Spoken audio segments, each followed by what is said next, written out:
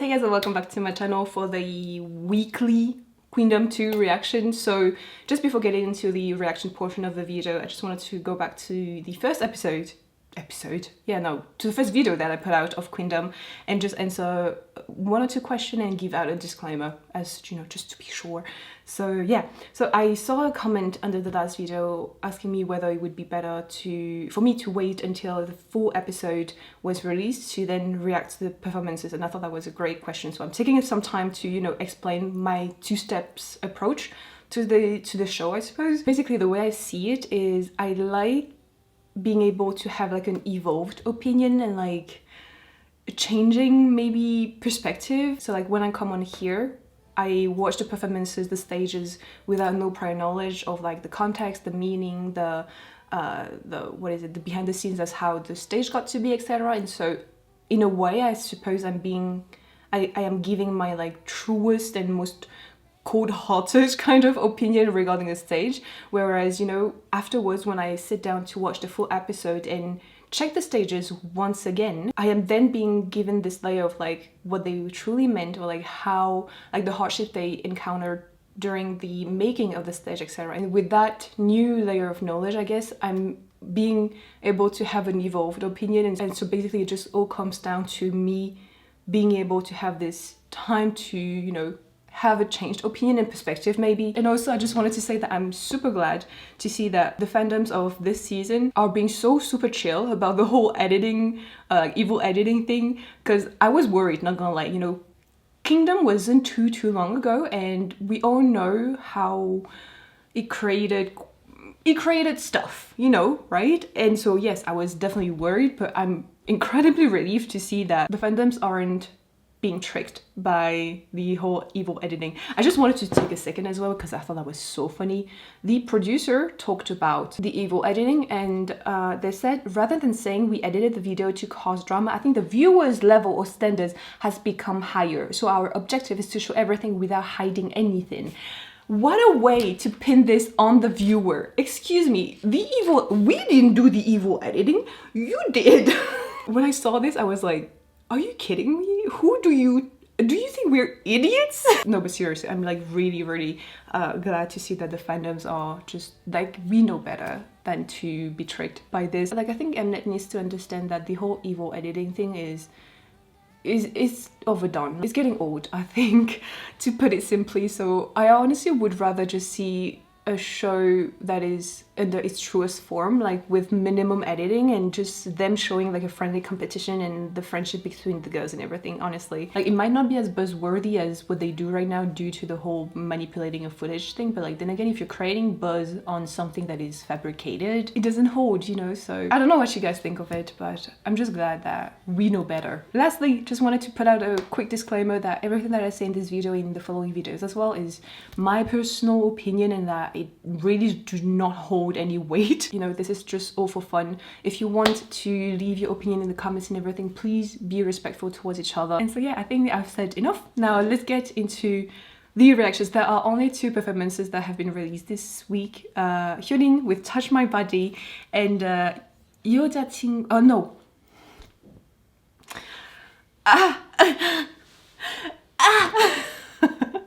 VVG with Time for the Moonlight and Rough.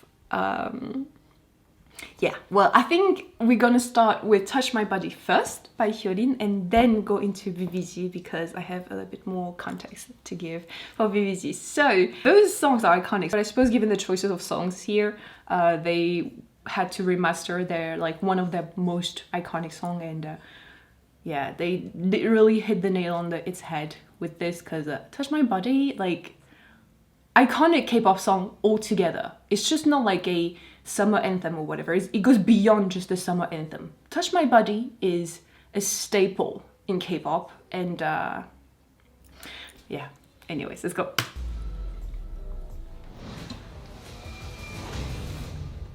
I think I'm gonna dance. Oh, public, there was public this season. Oh, I'm jealous.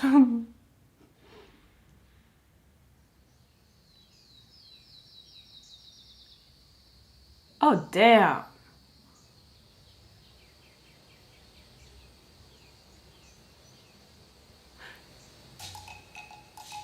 production.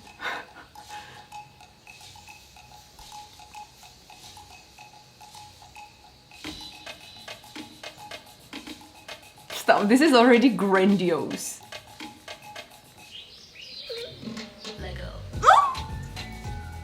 No, I'm biased right here. I know it, I'm calling myself out.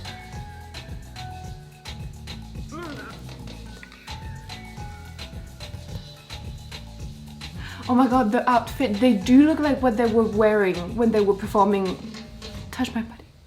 Welcome to Paradise. She has a song called Paradise, right?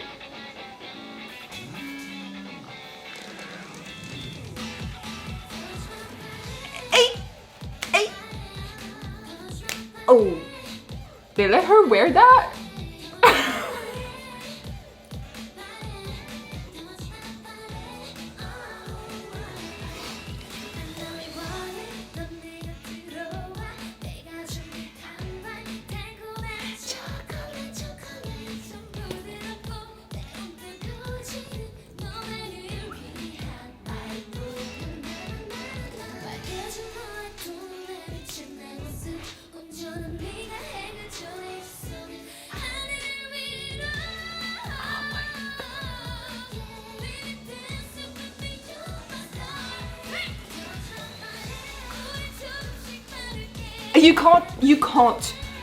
You can't resist.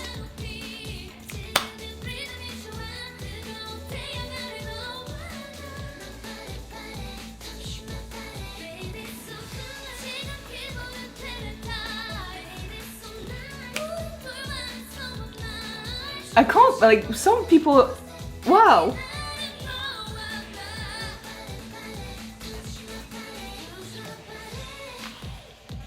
Look.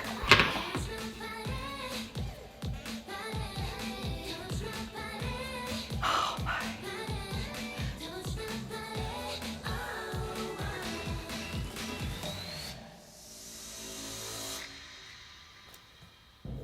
Come on. That's right. People were saying they were disappointed by her first stage because it wasn't remixed or whatever. Here it is.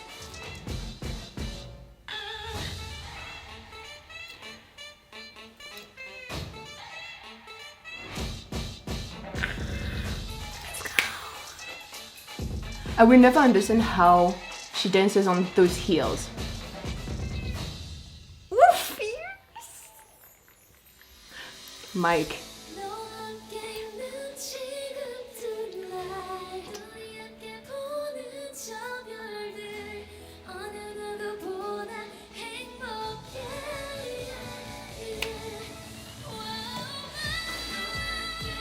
This is a party.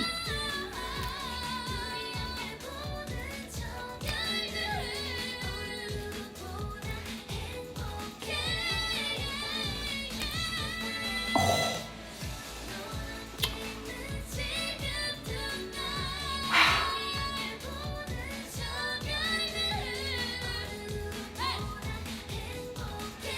She said Mike is gone.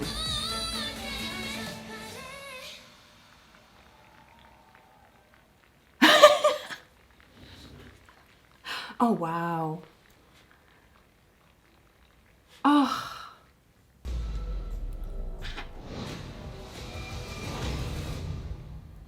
You know, I feel like Queendom, Kingdom and everything is actually a show that if the performers were to like lip sync or have a backtrack or whatever, I wouldn't even care, because I guess the whole point of this program is showcasing the performance, and like performance, you have to put a lot in it. So with that in mind, knowing that they have to put a lot more energy in the dance, or like, you know, perform like, I don't know, crazy stunts and everything, I don't mind the performers, the groups and everything lip syncing. But Miss Ma'am, she said, I have a backtrack, yes, but hear my voice. I mean, if you're telling me that her high notes at the end were lip synced, I would not believe you. Like, she would have to be a master at lip syncing if you're telling me that those high notes at the end, those ad libs, were lip synced. I love seeing this and the contrast that it has with her introduction stage, because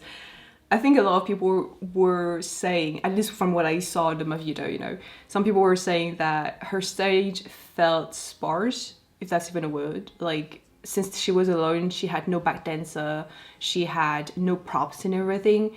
It was just her on stage and performing songs that weren't even remixed. I think that was mainly the two arguments that I saw going around a lot. I, on the opposite hand, thought that that was what made her stood out the most, but you know, to each their own. With those two arguments in mind, and then seeing this here, it's like, well, you wanted her to have backup dancers, there it is. You wanted her to perform a remix, there it is. First of all, I gotta say, the intro, her entrance with her being kind of like on top of that cascade is fantastic. Like, it is really just creating this imagery of like luxurious queen of like, I don't know, the jungle. Like, I feel from this stage she's saying she's bringing the heat, if that makes sense. She's bringing the more mature fun to the show. The very first minute actually of the stage with her being on that cascade was truly fantastic. What I like about this is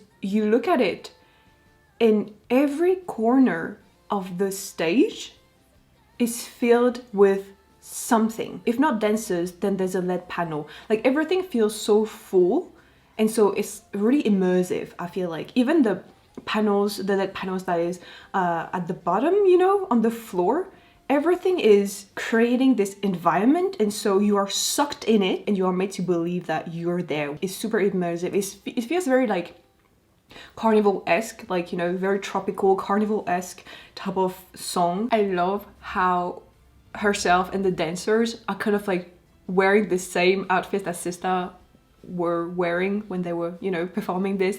It's like those little details, you know, that I really like. I gotta say though that these type of details I might not notice with other groups necessarily. Like I said last time, I'm very familiar with Sistar, and so there are things that I most likely will be able to point out or like notice at least, and for Hyolyn and not for the other groups. So that I have to also, you know, keep in mind and not make it that it hinders my ranking or stuff like this, you know. Anyways, one thing that I love with her is, maybe because she's so like at peace, no, maybe not at peace, but like she's so confident on stage, and it feels like she's so freely going around. Like, this is her kingdom, and I mean Queendom in this sense, and she's just like, this is her place, you know. Basically there's an easiness to her going around the stage and like finding her spots, etc. And I think the easiness and like her experience and everything makes it that she's having fun on stage. It looks like she's actually having a blast being on stage, performing this song in front of people. She looks like she's enjoying being there, if that makes sense. And I think as an audience, I love receiving this energy because it means like she wants to be there, she enjoys to be there, you know. And I'm like grateful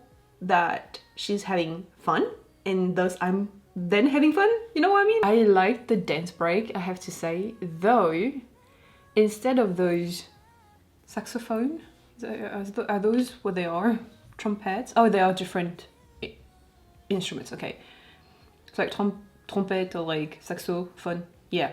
Instead of these, I would have maybe liked seeing percussion, like those drums or whatever. I think it would have been more impactful to see that with, you know, those drums with water on it, and then when you, that splashes, especially because at like towards 3:12 and everything, I feel like she's dancing based on the percussion. Oh, okay. I don't know how far Mnet lets them do things, take things, but that dance part, it would have been just wonderful to have like a water pit for this, or like just even using the LED panels, like water, like droplets, rain or whatever, like a tropical rain or something like this. I think it would have elevated kind of like that. I don't know, somehow I think that the dance break should have been more impactful, because the entrance is like so brilliant and splendid and like grandiose. It's like she already said in like the first minute, she already said material girl, you know. And then when the dance break happened, it was kind of like, give me more. Then again, I'm gonna, you know, counter argument myself, I suppose. It's called a dance break for a reason, I suppose, and so she maybe wanted to focus solely on the dance and not have any different other different factors take away from the dance itself. Basically, I think she started off very, very strong with the whole, you know, tropical environment that she set up. I wish she had kept that same environment for the dance break. Again, I'm gonna counter argument myself, I think, but for her to have left the dance break so empty in regards of like the environment and everything, then made it that once you know, the high notes came and everything, the explosion, all the LED panels are like, they're going crazy. The LED panels are going crazy. We have the moon, we have the tropical jungle that we've seen before, but like with fireworks this time, and so the explosion is even bigger because the LED panels before were turned off, or like at least very minimum, kept at a minimum, you know. It almost feels like her dance break was a recess. Basically, I don't really know how to feel about this break dance because it was powerful and she was fierce and sexy in it, but it didn't do much to me. I feel like I much rather prefer the rest of the stage with the very immersive environment. Also, I don't know the requirements that they were given, you know, regarding the song, like how much more different they had to make it or whatever. It is definitely a remix of Touch My Body. I think though that it was maybe too similar to the original that I wasn't surprised by the song. I don't know if I was supposed to be surprised by the song or not, but I guess I'm just putting it out so that you know. I think overall that was still a great stage. Her stage presence is absolutely insane. She's fierce, but she's also cute and bubbly in this song. Like, she really showed different charms in this stage and I appreciate that. I think though that some people might think that her wearing minimal clothing might get old at some point. Like, I have seen those type of comments before, that's why I'm bringing them up. And some people also say that they hope that she doesn't rely on the whole sexy concept too much, because I guess some people would only know her through her sexy stuff. But like, if we look back on the whole Sistar, you know, discography and music videos and everything, they've done other things than just sexy. So I know that she's capable of doing other stuff as well. I thought I would bring it up because it is something that I've seen in the comments before. Obviously, since there's like only 2 performances this week, I won't be able to like give a ranking per se, but I guess I could maybe give like notes regarding different aspects of the stage. I do not have any ground to stand on to be giving those, but you know, since I'm here, why not? I think I could talk about the concept, the song, and the stage. The concept for this, like this whole tropical carnival approach, jungle queen or whatever, fits her. Like, I really like it. It's not groundbreaking, it's not revolutionary or whatever, but it fits her. It fits her image. And so I guess I would give it maybe like a 4 on 5. I'm only deducting 1 because it's something that is to be expected almost from her. Coming from her, like I said, it fits her. And so in a sense, it's not surprising for her to be doing something like this. The song and remix and itself, like I said, it wasn't surprising. So I guess I would give it like a 3 on 5 because it still touched my body, which is iconic. So I still like that song. The rendition was still great, but the rendition remix was like not, again, once again, revolutionary or whatever. The stage, I would give it like a 3.5 on 5 because of that dance break. I don't know. It did maybe the opposite of what I wanted it to do, if that makes sense. So yeah, I think it's time to move on now to Be Busy with Time for the Moon Night and Rough. Now I have something to say because I think I did say that once or twice in my videos before, but like a while ago. I was actually, like, my sister and I, when we went to Seoul, we actually had the opportunity to attend a M Countdown recording, and that was when 여자친구 were promoting Time for the Moon Night. So we saw them 2 to 3 times actually during our stay in Seoul. I don't know if I can find the footage again, the video, but like they won on that M Countdown, and we can actually like see my head in the audience. Back then I was still blonde, so like it's quite easy to spot me. And like yeah, after the show, Kim and I went on YouTube to check whether we could actually see ourselves in the audience, and we can actually see us in the audience, which is super cool. So I obviously have like a very special place in my heart for this song. Time for the Moonlight is actually one of my favorite different songs. So yeah, I thought I would let you know before getting into this, because every time I'm going to be biased, I will call myself out, hopefully. So there you go. Oh yeah, by the way, so regarding the BBC first stage, they got hate. I mean, Una got hate for her performance during the introduction stage, and it's like, who do you think you are to be hating on her performance, especially given the context, which I learned afterwards, you know? Una didn't have to apologize. Like, of course it is easy to be behind the screen and like leaving comments. It's always easy, and you think that it won't reach that person. But, you know, I'm not a celebrity, I'm not like an idol or whatever, but on my own personal level, I still see things and they reach me, even if you don't think they do. Those idols that we see and support and love, and maybe not sometimes, you know, for some people, they're still humans. And whether or not you think that those, you know, mindless jokes won't reach them, or negative comments regarding them and everything won't reach them, there's actually a high possibility that those comments reach them, and this is the proof of it, you know? Anyways, I just wanted to say that because I thought it was ridiculous for her to apologize, and she didn't have to. And so yeah, Time for the Moonlight and Rough. Let's go.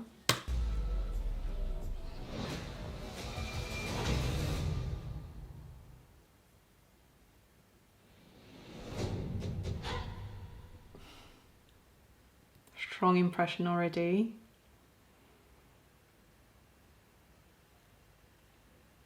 Oh, wow. Wow.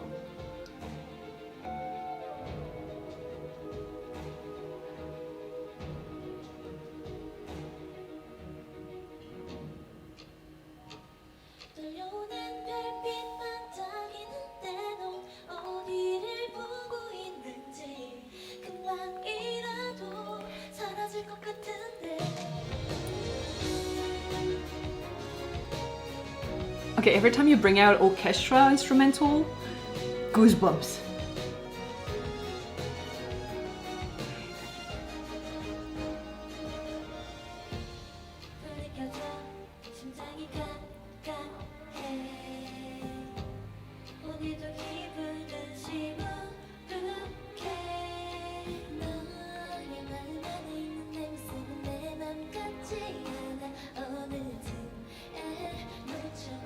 Camera, what the f are you doing?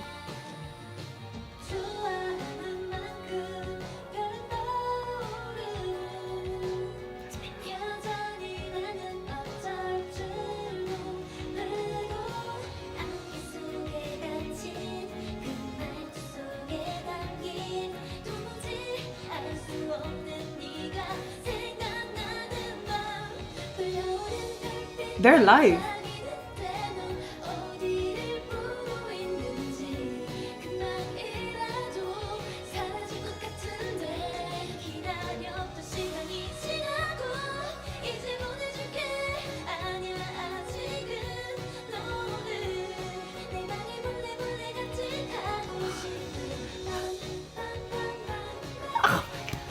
I love this song, you don't even know.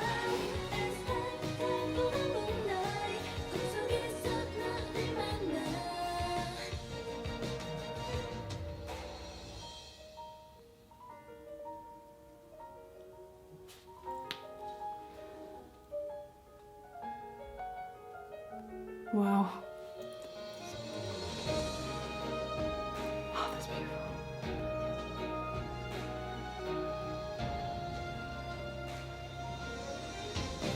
Oh shit! There's an actual...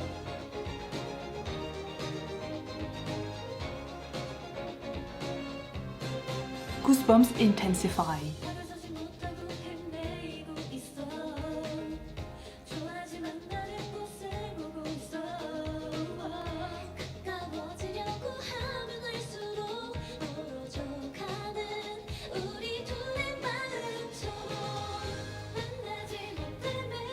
They really chose two songs that tugs at your heartstrings.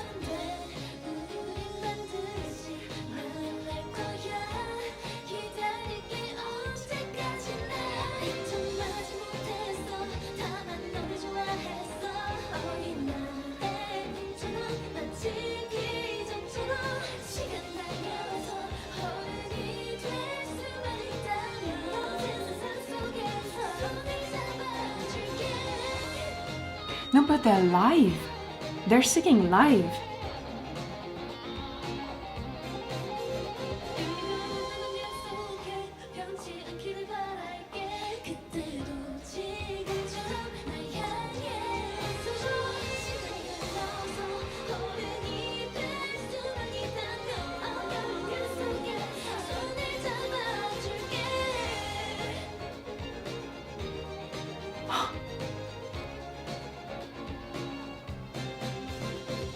I mean, I probably shouldn't be surprised, but still.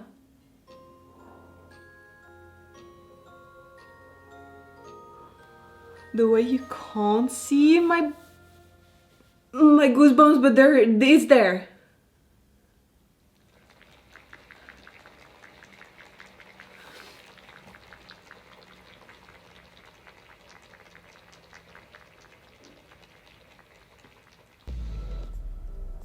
I think I might have to Google that number just really quickly.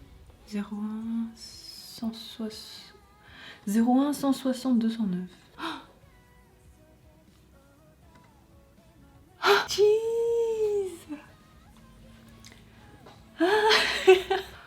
Ayo! So from what I see from Twitter, it says that the stage ended with 6 people, and that number is G-Friend and Vivi's debut date. This stage was definitely made for the audience to feel something. They succeeded at making me feel things, even though I didn't necessarily want to today.